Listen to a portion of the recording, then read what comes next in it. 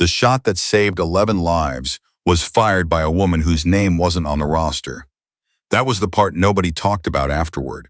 Not the distance, 1,840 meters, which would have been remarkable under any conditions, let alone a crosswind coming off the ridge at 17 knots and a temperature differential between the shooter's position and the target zone that most ballistic calculators wouldn't even attempt to compensate for. Not the fact that she had done the math in her head on a cracked scope lying flat on gravel that had been baking in the Afghan sun since 6 in the morning. None of that. What nobody talked about was that she had been assigned to the convoy as a medic. Her name was Sloane Rafferty. She was 31 years old. She had brown hair she kept in a braid because regulations and practicality agreed on that point if nothing else.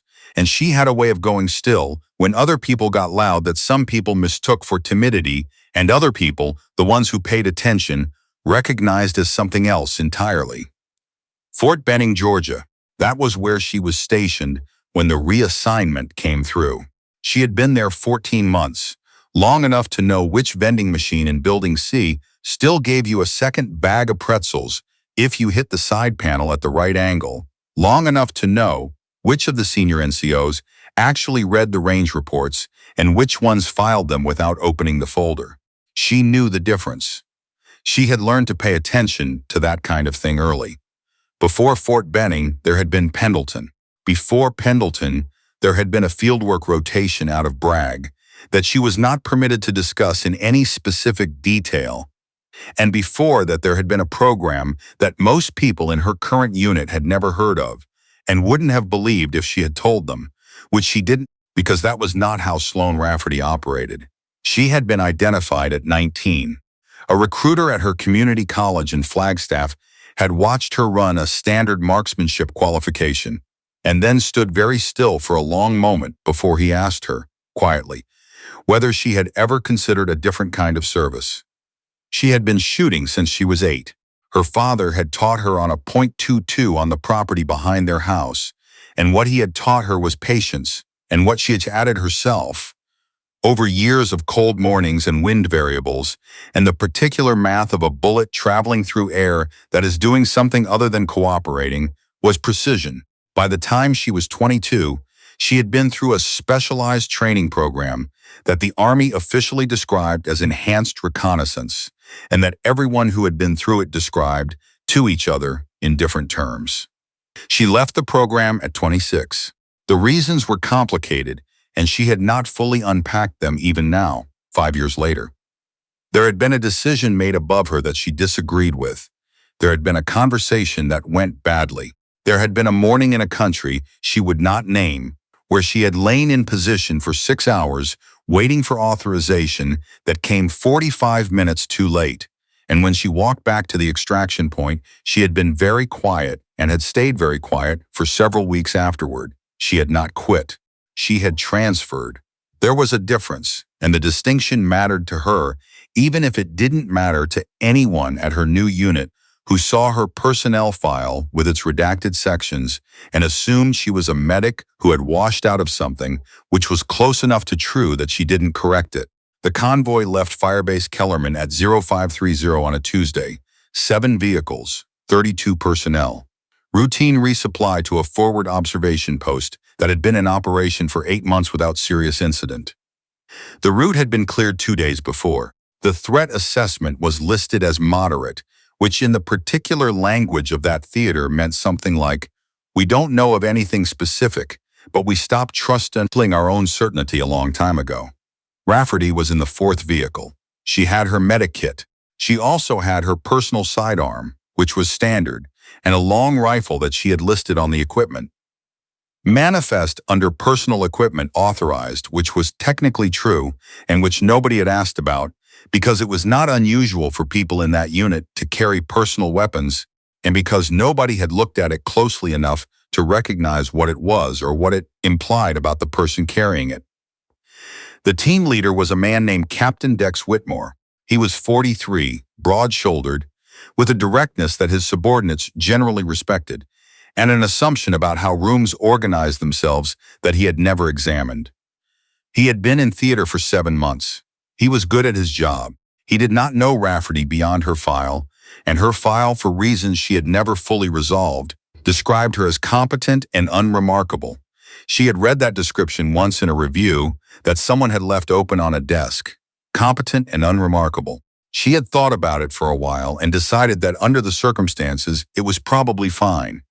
The IED was buried at kilometer marker 31 on a stretch of road that bent around the base of a rocky incline on the left and dropped off into a shallow wadi on the right. It was a pressure plate device, relatively sophisticated, and it detonated under the second vehicle at 0712. The sound was not what most people expected if they hadn't experienced it before. It was less like an explosion and more like the world deciding, briefly and completely, to change the terms of its own existence. The pressure wave arrived before the sound did. The heat arrived before the smoke. The smoke, when it came, was black and rolling, and it moved in a way that made the road ahead impossible to read. Rafferty was out of her vehicle before the order came. This was not insubordination. This was training so deep it had become something closer to reflex. A 20-foot displacement to the right, low, using the vehicle body for cover, reading the ridgeline above the incline with the part of her mind that never fully went off duty. What she saw in the first 4 seconds was this. 1 vehicle destroyed, 2 personnel down outside it, a third still inside. Secondary threat probable but not yet confirmed. Ridgeline at elevation roughly 280 meters, multiple possible firing positions along the upper shelf. She heard Whitmore on the radio calling in the contact. She heard the medic assigned to Vehicle 2, a young specialist named Kirby, good hands, steady nerves, already moving toward the casualties. She heard underneath all of that something that wasn't quite sound yet, a movement, a disturbance in the way light fell on the ridge above them, the kind of thing you noticed only if you had spent years calibrating your attention to exactly that frequency. She had the rifle out and was moving before she had consciously decided to. There is a thing that happens in the brains of people trained for precision work under stress. The prefrontal cortex, which is responsible for deliberate decision-making, does not shut down exactly. That is a popular misconception, but it cedes a certain amount of authority to systems that operate faster and, under the right conditions, more accurately. Sloane Rafferty's brain had been trained for years to make that transfer efficiently. By the time she had identified what she was looking at on the ridge, some part of her had already begun the calculation. Wind, 17 knots, quartering right to left. Elevation differential. She was lower, target was higher, which meant the bullet would travel on an upward arc, and she needed to compensate for the Coriolis effect at this latitude, which at this distance was not negligible. Temperature. Hot. Barrel temperature.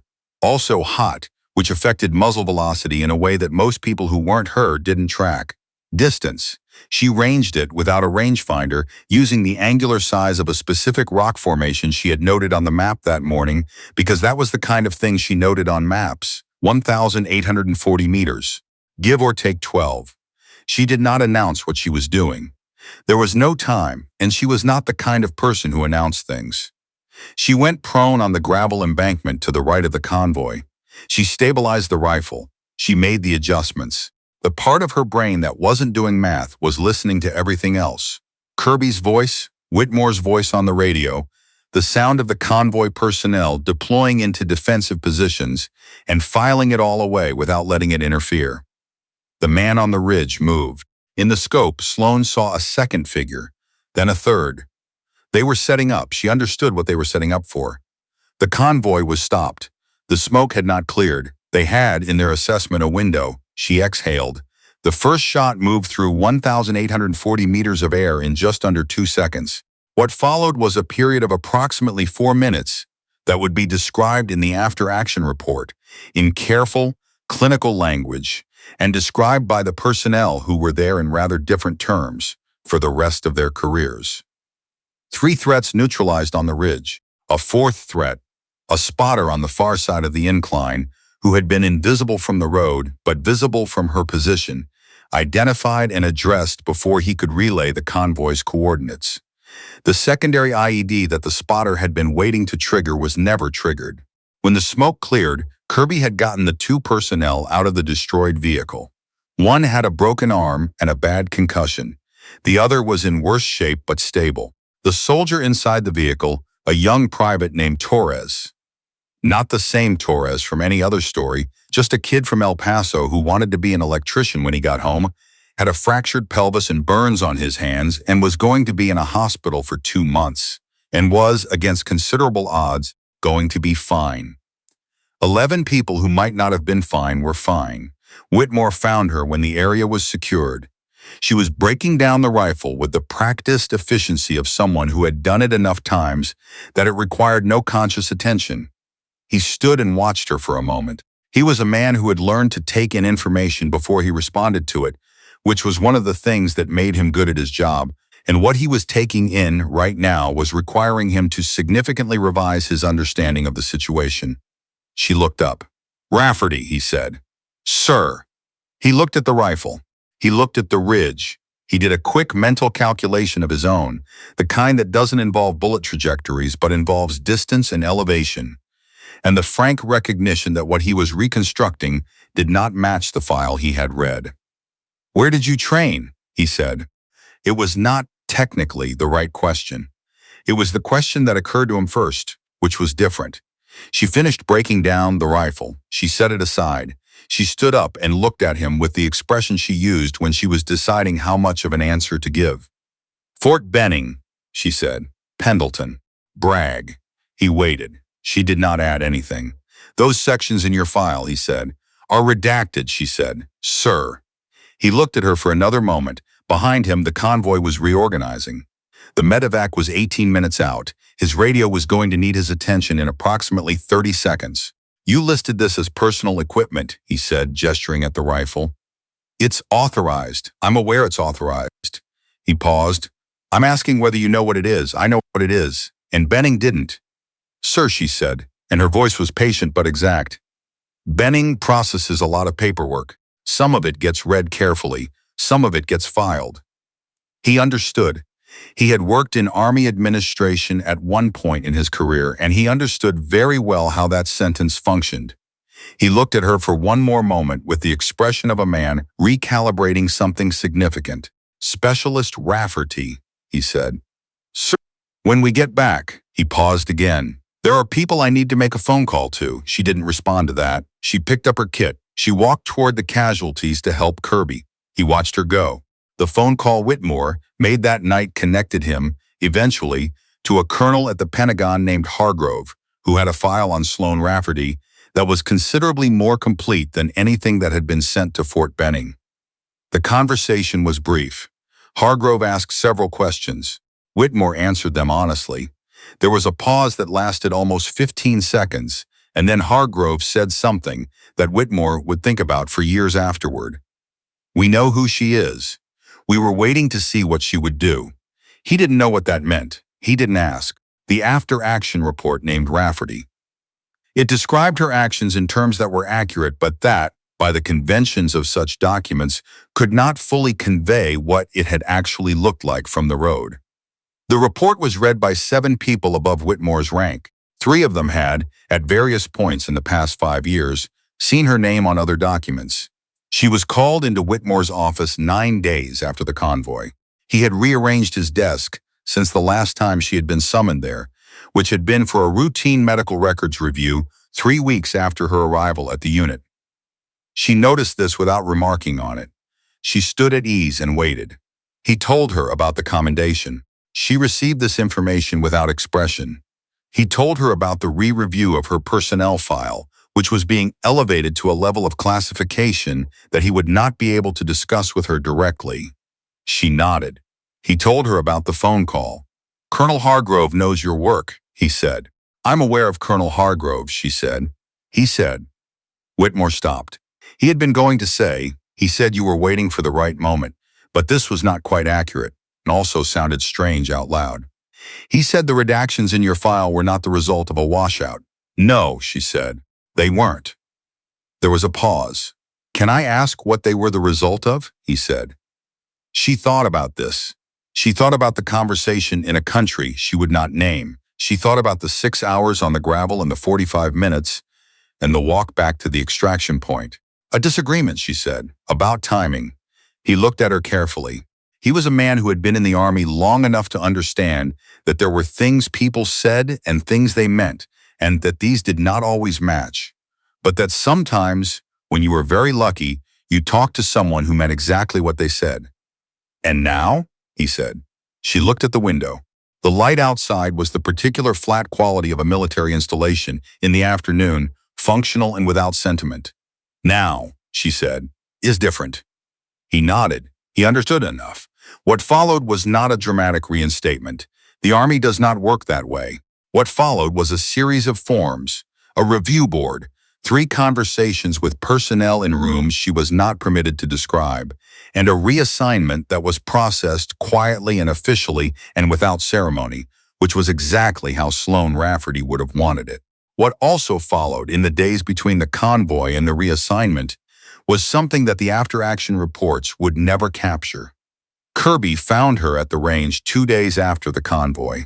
He was 24 years old and had been assigned to the unit 6 months before Rafferty, and had been, until 48 hours ago, under the impression that he was a better shot than anyone in the convoy. He was not a bad person. He was the kind of person who, when confronted with evidence that significantly revised his understanding of the world, sat down and thought about it honestly, which is rarer than it sounds. He sat down next to her on the bench without asking whether he could sit. "Benning," he said. He was looking at the target downrange. "Pendleton. Bragg. That's what I said," she said. "My cousin went to Bragg." He was quiet for a moment. "She said there was a program there. Enhanced reconnaissance, they called it." Rafferty did not respond. "She washed out," he said. "Said the shooting part wasn't the hard part. Said the hard part was the math." Rafferty looked at the target. She calculated the wind automatically, the way she always did, the way she didn't have to think about anymore. "The math isn't the hard part either," she said. He looked at her. "What's the hard part?" he said. She was quiet for a while, long enough that he thought she might not answer. "Knowing when," she said. He thought about this. He thought about kilometer marker 31 and the smoke and the 4 minutes. He thought about the fact that she had not fired until the threats were clear and confirmed and setting up, and not a moment before. "You've been sitting on this," he said. It wasn't an accusation. It was an observation from someone trying to understand something true. "I've been present," she said. "There's a difference." He sat with that for a while. "The guy on the far side of the ridge," he said. "The spotter. I didn't see him. No. Whitmore didn't see him. No. None of us saw him. No." He looked at her. "How long had you seen him?" She looked at the target downrange. She did not look at Kirby. She had a way of delivering information that was perfectly level, without drama, that gave you the information without letting you know what it had cost her to hold it. "Since the map briefing," she said. "There was a rock formation on the ridge. I knew where a spotter would position. When we hit the bend at kilometer 31, I started watching for him. Kirby did the math. The map briefing had been at 0430. The convoy had left at 0530. They had hit kilometer 31 at 071. You were watching for him for 2 hours and 42 minutes, he said. 40 minutes, she said. It takes about 40 minutes to reach that part of the route from the firebase. I was watching from kilometer 20. He was quiet. That's not something they teach at Benning, he said. No, she said, it's not. He was quiet again for a long time. The range was empty, except for the two of them, and the flat light, and the targets, and the wind, that she was calculating whether she was thinking about it or not. For what it's worth, he said finally, the way you came out of the vehicle. Before anyone called it. I've been trying to understand that. Understand what? How you knew. She thought about her answer. She thought about the ways she could give an accurate answer that would not require her to explain everything, and she found, to her mild surprise, that she didn't want to give a partial answer to this particular person. I didn't know, she said. I assessed. There's a difference. Knowing is certainty. Assessing is probability. I assessed a high probability of a secondary threat on that ridgeline based on the position of the IED, the structure of the route, and the time of morning. That assessment was not certain, but it was high enough to move. High enough to move, she said. He thought about this. How high, he said. 73%. He looked at her. There was something in his face that was not quite admiration and not quite something else. It was the expression of someone who had just understood something about the distance between competent and remarkable. "You moved on 73%, he said. "I was wrong 27% of the time," she said. "If I'd waited for 90%, that spotter would have had everything he needed." He didn't have anything to say to that. He sat with it instead, which was the right thing to do. The commendation ceremony was small. These things usually were, when the Army was acknowledging something that required several layers of context to fully understand.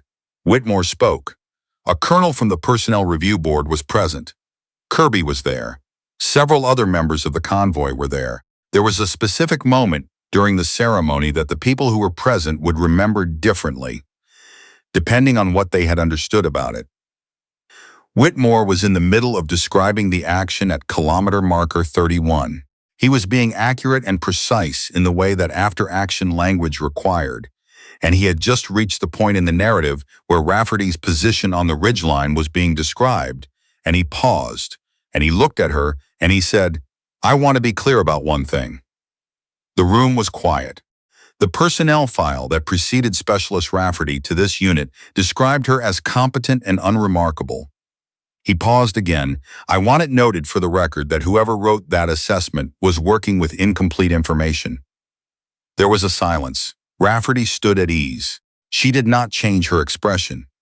She had a specific feeling in her chest that she recognized and did not perform for anyone else's benefit, which was the feeling of something true being said in a room full of people who could hear it.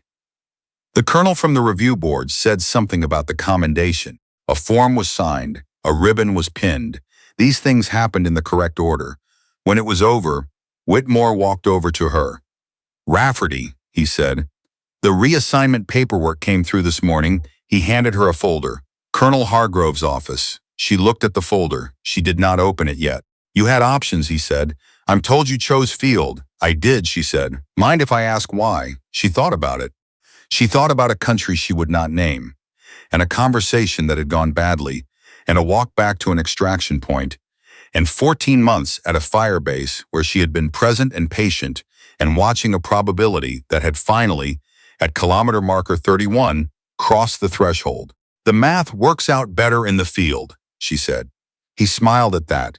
He didn't fully understand it, but he recognized it as true, which was the next best thing. She left the ceremony and walked across the installation in the flat afternoon light. She opened the folder. She read the reassignment. She folded the paper back and put it in her breast pocket. She walked to the range. She sat down on the bench where she had talked to Kirby. She looked at the targets downrange. She felt the wind on her face and noted its direction and velocity without deciding to. Somewhere above her grade, and above Whitmore's grade, and above the colonel's grade, there were people who had been watching a file for 5 years, waiting to see what she would do. She had done it. She looked at the target. She calculated the wind. She was not waiting for anything anymore.